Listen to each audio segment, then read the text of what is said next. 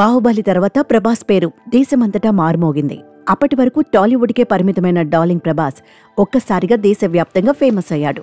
ఇక ఆ సినిమా తర్వాత అన్ని పాన్ ఇండియా సినిమాలే కమిట్ అయ్యాడు. అందులో భాగంగా యంగ్ డైరెక్టర్ నాగ్ అశ్విన్ డైరెక్షన్లో కల్కి 2898 AD సినిమా తీశాడు. ఇక ఆ సినిమా బాక్సాఫీస్ వద్ద సృష్టించిన బీభత్సం అంతా ఇంత కాదు.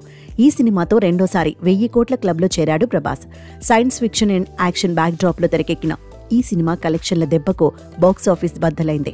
థియేటర్లో ప్రభాస్ యాక్షన్ సీన్స్కు ఫ్యాన్స్ చిందేస్తే గగనం అదిరిపడింది.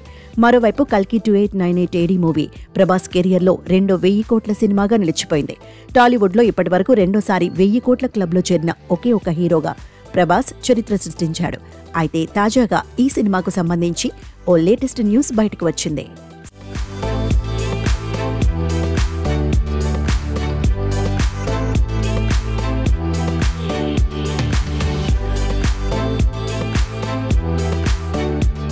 సినిమాలకు సంబంధించి ఇండియన్ మూవీ డేటాబేస్ సంస్థ పలు సర్వేలు చేపడుతూ ఉంటుంది. అలాగే భారతీయ సినిమాలకు సంబంధించి ఎలాంటి డేటా కావాలన్నా IMDbలోకి వెళ్లి ఈజీగా యాక్సెస్ చేయవచ్చు.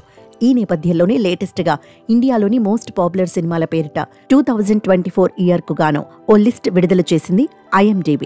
ఇందులో 2024లో రిలీజ్ అయిన అన్ని సినిమాల్లోకెల్లా మోస్ట్ పాపులర్ సినిమాగా కల్కి మొదటి స్థానాన్ని దక్కించుకుంది.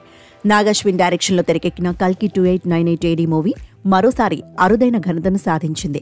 IMDbలో అత్యంత ప్రజాదరణ పొందిన 10 సినిమాలలో నెంబర్ 1 సినిమాగా నిలిచింది కల్కి 2898 AD.